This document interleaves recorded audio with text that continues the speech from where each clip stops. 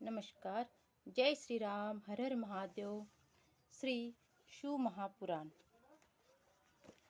ही कथा पूर्णपणे ऐका आणि कमेंटमध्ये हर हर महादेव असे लिहा, कारण तुमच्या एका कमेंटनी माझे मनोबल वाढते। तर मग सुरू करूया।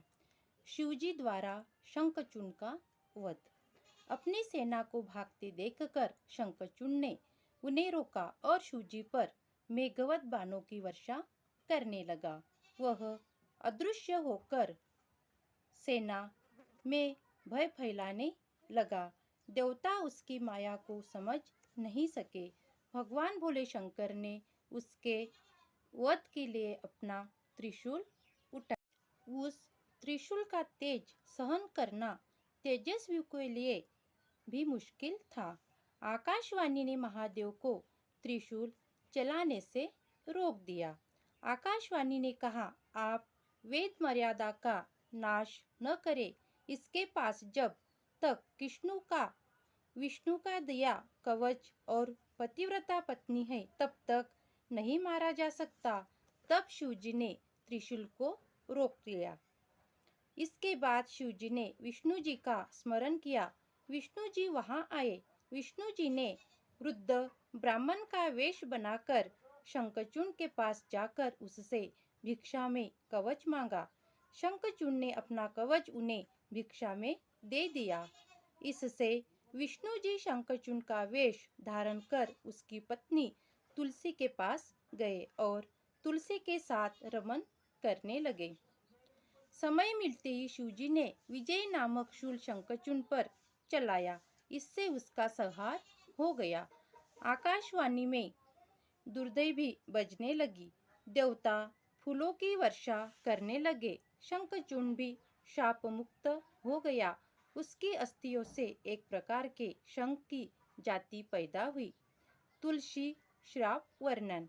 भगवान श्री हरि ने देवताओं के कार्य हेतु ब्राह्मण का रूप रखकर शंखचूड़ से कवच मांगा और फिर शंखचूड़ का रूप धारण कर उसकी पत्नी तुलसी के पास गए। तुलसी ने उन्हें अपना पति समझकर सिंहासन पर बिठाकर चरणामृत लिया और उन्हें पान का बीड़ा देकर युद्ध के समाचार पूछे। तब उन्होंने बताया कि हे प्रिय, ब्रह्मा जी द्वारा हम दोनों में संधि हो गई है। इस कारण शिवजी चले गए हैं और मैं तुम्हारे पास आ गया हूँ। फिर विष्णु जी तुलसी के साथ रमन करने लगे। भोग के समय तुलसी ने उन्हें दूसरा मनुष्य जानकर श्राप देने को तैयार हो गई। तब विष्णु जी अपने असली रूप में प्रकट हो गए। तुलसी अपना पतिव्रत भंग जानकर क्रोध में भरकर उनसे बोली, हे विष्णु, तुम में दया नहीं है। तुम्हारा हृदय पाषाण के समान है। तुम पत्थर बन जाओ। तुम्हें दया का सागर कहना गलत है। तुमने छल से अपने भक्त का वध कराया है। इतना कहकर वह विलाप करने लगी। उसका विलाप देखकर श्री हरि ने शिवजी का स्मरण किया। तब वहां शिवजी प्रकट होकर तुलसी को संसार की नश्वरता की बात समझाने लगे। उसे उसकी तपस्या का फल प्रदान किया। उससे कहा, तुम दिव्य रूप धारण कर वैकुंठ में श्री हरि के साथ रमन करो। तुम एक रूप से नदी और दूसरों से तुलसी नामक वनस्पति बनोगी। क्षीर सागर की तुम पत्नी भी बनोगी।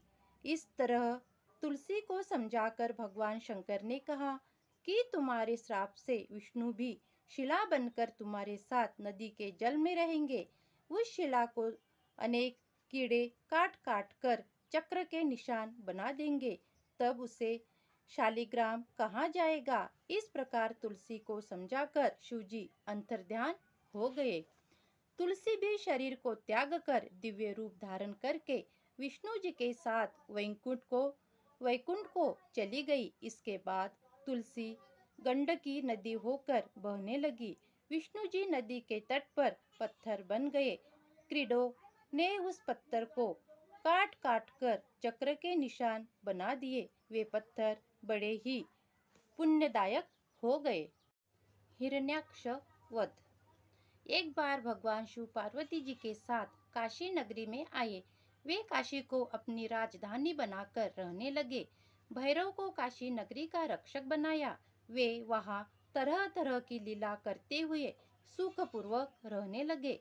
इसी प्रकार वे मद्राचल पर्वत पर भी पार्वती के साथ विहार करते रहे। एक बार पार्वती जी ने खेल खेल में अपने कमल रूपी हाथों से भगवान शिव जी के नेत्रों को बंद कर दिया। इसका परिणाम यह हुआ कि संसार में अंधकार का राज्य हो गया। एक विकराल मुख वाला जटाधारी सांवले रंग का विकृत रोम वाला अंधा मनुष्य उत्पन्न होकर नाचने लगा। उसको देखकर पार्वती जी आश्चर्य में पड़ गई। उन्होंने भगवान शंकर से पूछा, हे स्वामी, यह मनुष्य कौन है? इस पर वे हंसकर बोले, यह तुम्हारा पुत्र ही है। तुम्हारे द्वारा मेरे नेत्र बंद कर देने से मेरे पसीने के द्वारा उत्पन्न हुआ है। इसको तुमने ही रचा है। अब तुम अपनी सखियों और गणों की सहायता से इसकी रक्षा करो। तब पार्वती जी ने उसकी रक्षा का प्रबंध किया। उसी समय हिरणाक्ष नाम का दैत्य पुत्र की इच्छा से भगवान शंकर की आराधना कर रहा था। वे उसे वर प्रदान करने हेतु उसके पास गए। हिरण्याक्ष ने कहा, प्रभु, मेरे भाई हिरण्यकशिपु के प्रहलाद आदि 5 पुत्र है। मैं पुत्रहीन हूँ। शिव जी ने उसे कहा कि मेरा अंधक नाम का पुत्र तुम्हारे जैसा ही शक्तिशाली है। तुम उसे पुत्र रूप में स्वीकार कर लो। तब उस दैत्य ने शिव पार्वती की प्रदर्शना की और अंधक को पुत्र रूप में स्वीकार कर लिया। शिव जी वरदान देकर अंतर्ध्यान हो गए।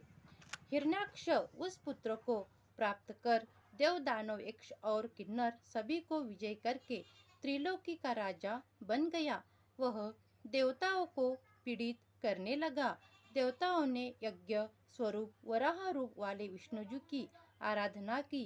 तब वराह ने अपनी विकराल दाढ़ी से प्रहार करके राक्षसों को मारकर चक्र द्वारा हिरण्याक्ष का सिर काटकर अंत कर दिया और उसके राज्य पर अंधक का अभिषेक किया। फिर उसने पृथ्वी को अपनी कराल दाढ़ों से उठाकर पाताल से ऊपर लाकर स्थापित किया। इस पर सभी देवताओं ने प्रसन्न होकर उनकी स्तुति की। हिरण्याक्षु वध।